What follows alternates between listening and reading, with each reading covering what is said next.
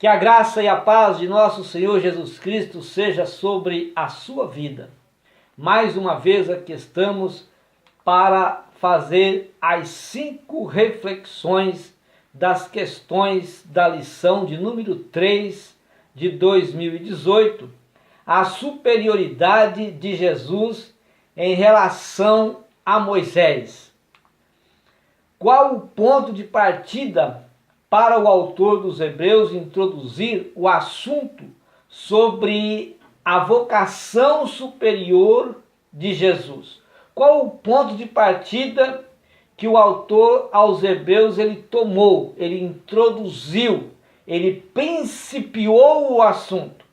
Então, que Jesus era o autor e mediador da nossa salvação. Então esse foi o ponto de partida que ele tomou. Numa tradução, ou traduzindo de várias palavras gregas, archegos, traduzida por líder, príncipe, supervisor e autor no sentido de originador ou iniciador, ou por capitão ou pioneiro também. Então, esta última referência, pioneiro, reveste-se de interesse, porquanto revela que Jesus, em sua missão terrena, fez muito mais do que cumprir algum propósito espiritual. Ele tornou-se pioneiro do caminho pelo qual os seus seguidores precisam seguir, a fim de alcançarem a mesma glória que ele alcançou. Então, na terra, quando Jesus aqui esteve como pioneiro, ele traçou caminhos, ele deu exemplo de sua vida terrena, para que todo aquele que quer segui-lo também possa traçar esses seus caminhos, porque ele deu exemplo para nós, para a nossa vida diária, que nós precisamos andar também por esses caminhos, viver também por esses caminhos, e esses caminhos que vai nos levar também à eternidade, assim como ele está na eternidade. Então, se nós queremos viver uma eternidade com Deus, nós precisamos de ter Jesus como mediador da nossa salvação e também seguir os seus exemplos que ele nos deu na sua vida terrena que aqui viveu. Em que concordamos quando confessamos Jesus como Salvador? Quando nós dizemos Jesus é o meu Salvador, nós estamos concordando com o quê?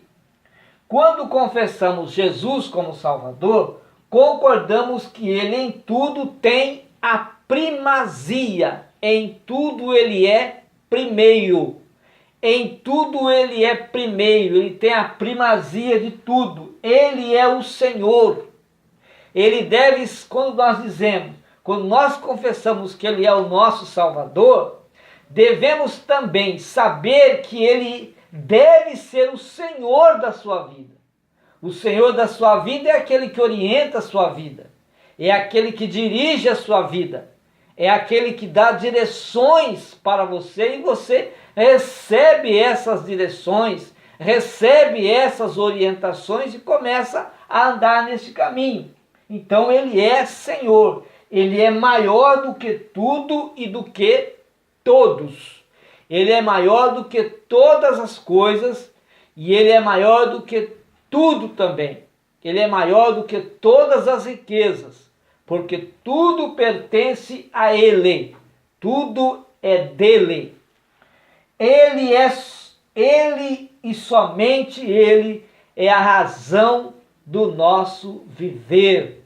Se Cristo não é a razão do viver do homem, este homem que não tem Cristo como a razão do seu viver, a sua vida é uma vida sem sentido, é uma vida sem graça, é uma vida chata, porque Cristo, ele é a razão do viver do homem. Em nenhum outro há salvação, somente em Cristo há salvação, somente em Cristo há perdão, somente em Cristo há libertação, e somente aqueles que recebem a Cristo como Salvador da sua alma, como Senhor da sua vida, ele também será livre da condenação eterna e viverá para sempre com o Senhor. O que devemos destacar quando o autor usa axio, isto é, digno, é o mesmo que digno, valor, é o mesmo que mérito. Diferente de Moisés, o mérito de Jesus era maior e sua glória era permanente. Então é muito diferente do mérito que teve Moisés. O mérito de Jesus é maior. A glória de Jesus, ela não acaba, ela é permanente. A missão mosaica era do Egito até a Canaã terrena e acabou. A missão de Jesus possuía uma vocação celestial.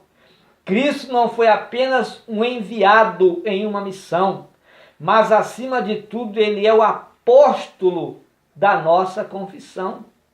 Alguém com autoridade na missão de nos conduzir ao destino eterno, diferente de Moisés, que só pôde dirigir o povo até a Canaã terrena.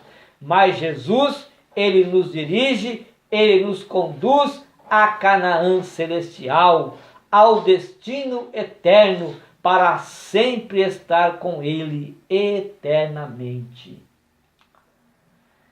Se Moisés foi um ministro de Deus no culto da congregação do deserto, então o que foi Jesus?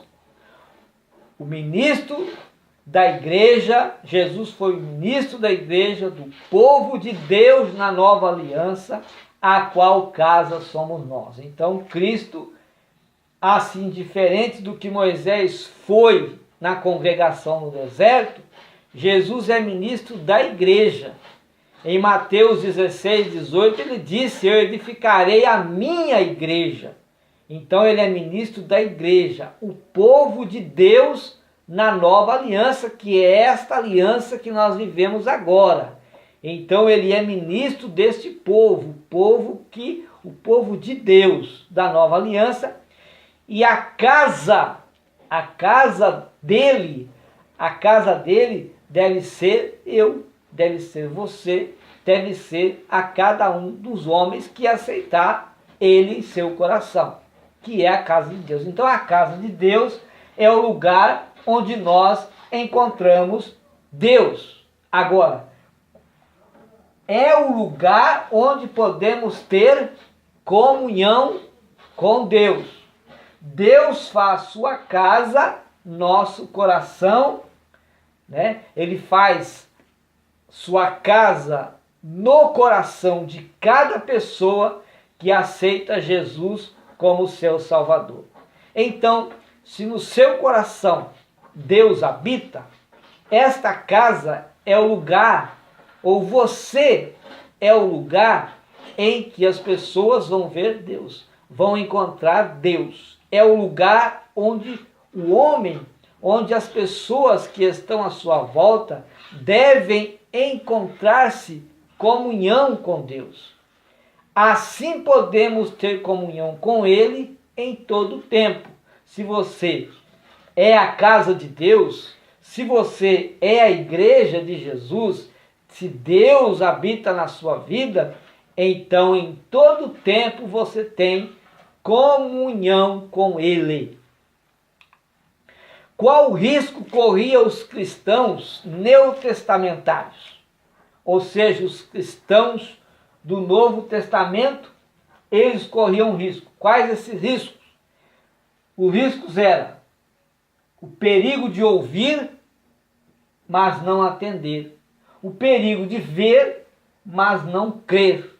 E o perigo de começar, mas não terminar. É diferente dos dias de hoje? Não, é a mesma coisa. É como hoje muitos ouvem, mas não atendem. Tanto na igreja como fora da igreja. Tanto aqueles que estão na igreja dizendo-se cristãos, como aqueles que não querem nada com Deus. Ouvem a palavra de Deus, mas não atendem o chamado de Deus. Ouvem a palavra de Deus, mas não obedecem aquilo que Deus quer que este faça. Muitos veem o milagre de Jesus. Como que as pessoas veem? Qual é o maior milagre de Jesus? O maior milagre de Jesus não é físico. Não é fazer uma pessoa andar. Não é fazer um paralítico andar. Não é dar vista aos cegos. Não é dar audição aos surdos. Não é dar voz ao mudo. Não é. Esses não é o maior milagre de Jesus, porque uma pessoa pode receber um milagre assim e ir para o inferno. Tem pessoas que recebem esses milagres de Jesus, mas continua a sua vida ímpia, continua a sua vida em desobediência a Deus. O maior milagre de Jesus, é uma pessoa transformada pelo Evangelho, mas não é uma pessoa transformada pelo Evangelho. Então, essa pessoa, quando ela é transformada pelo Evangelho, ele recebe um grande milagre na sua vida, porque a sua vida não tinha sentido. Ele não sabe de onde veio, não sabe por que está aqui na terra e não sabe para onde vai. Não sabe para onde ele está indo. Para onde você está indo? Não sei. Para eles morreu, acabou, mas não é assim. Então, muitos veem esse milagre. Agora, quando a pessoa é transformada pelo Evangelho, aí não. Aí ele começa a reconhecer e saber por que ele está aqui na face dessa terra.